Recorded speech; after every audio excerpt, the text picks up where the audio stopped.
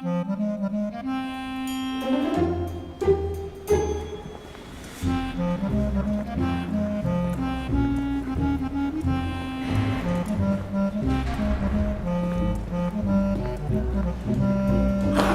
possible. Oh, tiens, merde!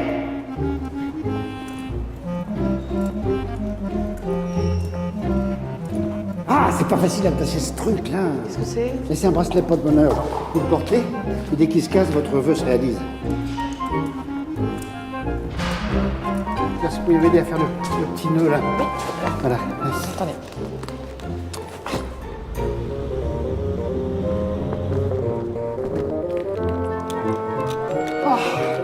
Alors, j'en fais un petit. Voilà, le petit nœud dessus. Oui.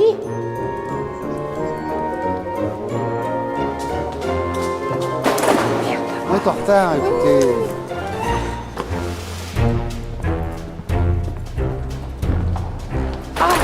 Ah, bon Dieu.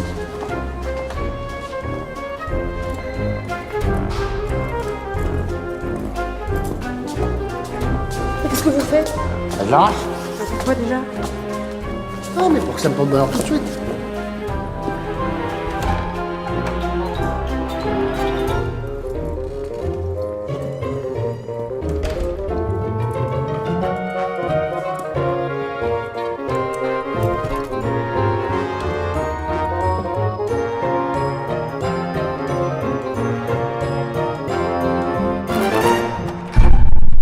La cour. Levez-vous.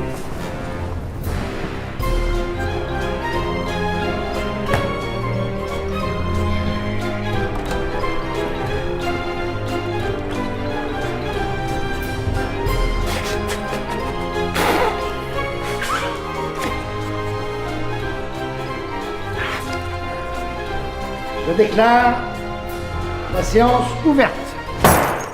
Merde, mes lunettes. Dis donc, votre bracelet, il n'est pas encore très actif. Accusé, levez-vous. Mais il n'est pas là. Mais il est où? Bah non, mais il a toi voulu lui donner d'entrée, il est dans l'annexe. Escorté par un policier. Faites entrer l'accusé! Faites entrer l'accusé. Pourriez me prêter vos lunettes? Quel est votre problème? Il n'y a pas de problème. Et aux yeux. Ah, il peut mettre trop. Ah, mais trop. Hein. Accusé, levez-vous. Non. Ah, levez-vous. Non.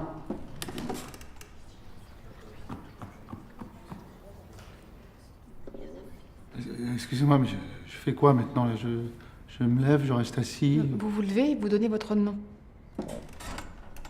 Pierre Dupont. Très bien. Alors, Pierre Dupont, vous êtes poursuivi pour une tentative d'assassinat dont les faits se seraient produits dans la nuit du 12 au 14 juin 2007. Enfin, c'est le 13 juin, quoi. Oui, c'est ce que je viens de dire. Bah non. Bah, si. Entre le 12 et le 14, c'est le 13 juin.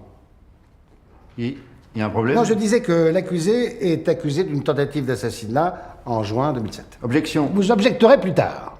Bon, reconnaissez-vous les faits? C'est pas à moi qu'il faut le demander. Hein. Ah, pardon. Reconnaissez-vous les faits? Justement, j'aimerais bien savoir ce qu'on me reproche. Dites. Vous êtes accusé d'une tentative d'assassinat sur la personne de Pierre Dupont. Il y a un problème dans le dossier, là. Le nom de la victime n'est pas mentionné. Mais si, là, Pierre Dupont. Non, ça c'est l'accusé. Il y a une erreur, c'est ce que je vous dis. Le nom de la victime n'est pas repris. Non, mais si, c'est Pierre Dupont. D'accord. Je disais que vous êtes poursuivi pour une tentative d'assassinat sur la personne de Pierre Dupont, qui, par un hasard extraordinaire, porte le même nom que vous. Oh, bah, j'avais vu ça en 20 ans de carrière, moi. Bon, donc, alors, monsieur Pierre Dupont est accusé du meurtre de monsieur Pierre Dupont. Alors, pour être plus précis, monsieur le président, mon client a tenté de mettre fin à ses jours. Mais le juge d'instruction a requalifié sa tentative de suicide en tentative d'homicide. Nous nous retrouvons là donc devant un cas unique en son genre que je vous demanderai d'apprécier et en conséquence de quoi de mettre fin à ce procès totalement inique. Inique. Injuste. Maître Corbeau, trouvez-vous cela injuste qu'un homme soit jugé? Trouvez-vous cela injuste qu'il le soit pour avoir tenté d'éteindre la flamme de la vie? peu importe que ce soit la sienne ou celle d'autrui. Je dirais que cet homme a tenté de voler la vie qui lui avait été donnée. C'est donc un voleur doublé d'un assassin en puissance qui va être jugé aujourd'hui. Est-ce cynique?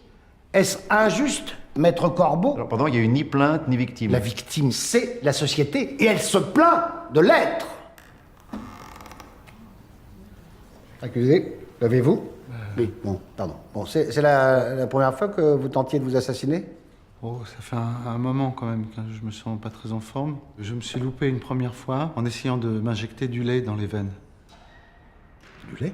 Oui, Ça n'a pas fonctionné, visiblement. le lait a tourné, il y a eu des grumeaux, ça a coincé dans l'aiguille. Bah oui, forcément. Et alors, ensuite, alors? J'ai essayé autre chose, mais ça n'a pas marché non plus. Bah oui, je vois ça, oui. Le CPQ. Comment? C'est plus que ça à voir avec le sudoku. J'en sais rien, moi. Harakiri, si vous préférez. Je peux faire rien du tout. Et vous n'avez jamais pensé à la vitesse? Non, parce qu'un jour, mon cousin m'a emprunté ma voiture et il s'est encastré dans un mur à 200 à l'heure. Et Ah bah, j'ai plus de cousins. Ni de voiture, d'ailleurs. Si on vous dérange... Oui, enfin, en tout état de cause, je constate que votre acte était prémédité. Mais alors, si je peux me permettre, un suicide, c'est toujours prémédité, hein, sinon ça s'appelle un accident. Enfin, Cher maître, puis-je vous demander ce que vous allez plaider? Vous êtes là pour défendre quoi? La culpabilité ou l'innocence du prévenu? Un homme qui a tenté de mettre fin à ses jours pourrait légitimement nourrir l'espoir d'être condamné à mort, et en toute légalité, puisque c'est la société qui lui donnerait le coup de grâce. Mais nous ne sommes plus de ce temps où le poids de la guillotine pesait sur nos consciences, où la lame déchiquetait nos illusions, où le bourreau coupait la poire en deux par souci de compromission. L'immoralité au nom de la morale. Les têtes roulaient, les caravanes passaient, les chiens aboyaient. Aujourd'hui, c'est peine perdue. La mort n'existe plus. Bah si. Ben non. Enfin, je veux dire que nous, la société, nous ne la donnons plus. c'est bien pour ça que je vais la chercher. Un crime sans meurtre, des pièces sans conviction, Monsieur le Président, j'ai l'impression que vous faites un procès d'intention à mon client.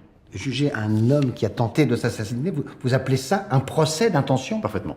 Votre logique est totalement fallacieuse. Il s'agit là d'un exemple caractérisé de sophisme. Pisme. Oui, enfin, tout cela reste très théorique. Ah ben non, au contraire. Au contraire, c'est d'une logique implacable. Plus il y a des mentales, plus il y a de trous. Plus il y a de trous, moins il y a des mentales.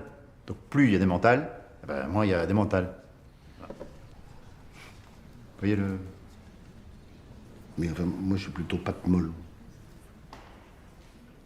Dites, je voudrais pas faire la 16h, qu'il n'y a pas que ça à faire, mais je dois aller chercher mon chien au toilettage avant 16h. Mais vous avez fini de me faire chier avec votre kleps, là? Mais bon, en tout état de cause, je demande l'acquittement de mon client. Voilà. Bon, alors, donnez-moi le dossier des jurisprudences, là, s'il vous plaît. C'est bon. Qu'est-ce que c'est que ça? C'est le classeur de ma fille. Et il remplace celui d'origine qui est tombé en morceaux.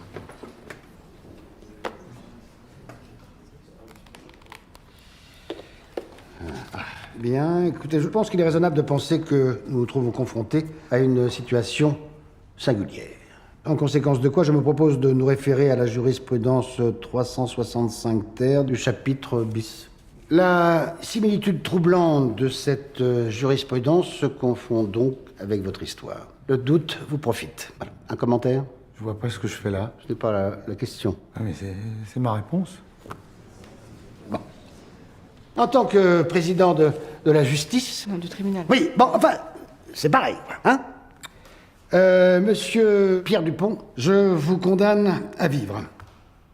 Ben, du moins, donnez-vous cette peine. Et faites vôtre cette maxime du forestier, quand le bois est coupé, il faut l'abattre. Qu'est-ce que ça veut dire? Voilà, une maxime. La séance est levée. Bah, mes lunettes. Pas mal de coups de jurisprudence. Je me demandais comment vous alliez vous en sortir. Ben, c'est les mentales qui m'a donné l'idée. Plus il y a de problème, plus il y a de solution. Plus il y a de solution, moins il y a de problème. Donc, plus il y a de problème, moins il y a de problème. Ouais. Enfin, ça marche surtout pour le fromage.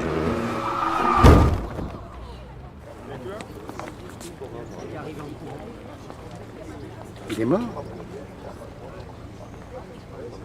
Mais il est libre.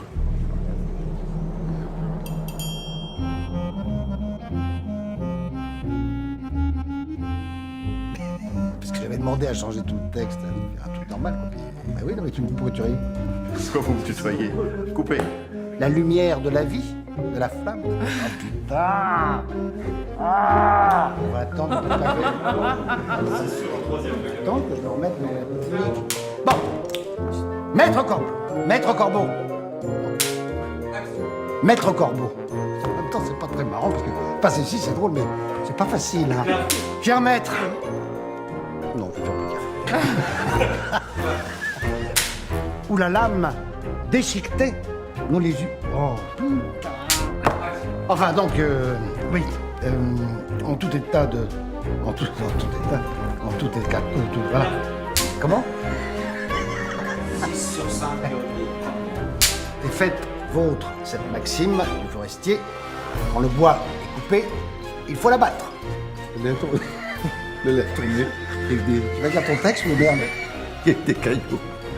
Il y a eu des grumeaux. Le lait a tourné. Non, le lait a tourné, il y a eu des grumeaux. Oui, forcément. Je déclare la séance ouverte. Merde, mes lunettes. Pourriez me prêter vos lunettes? Ah oui. Merci. Quel est votre problème? Vous n'avez pas de problème? Et aux yeux. Ah, hypermétrope.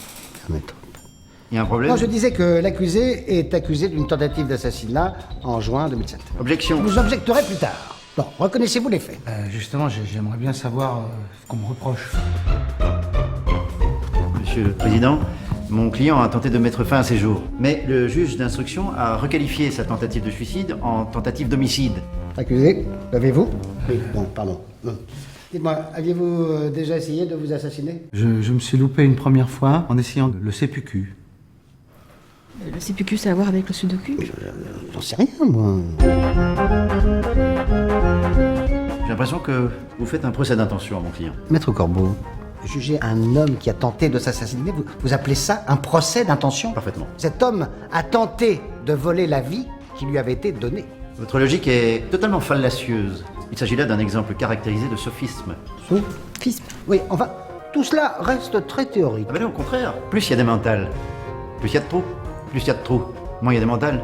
Donc plus il y a des mentales, moins il y a des mentales. Moi, je suis plutôt patte molle. Bah, mes lunettes.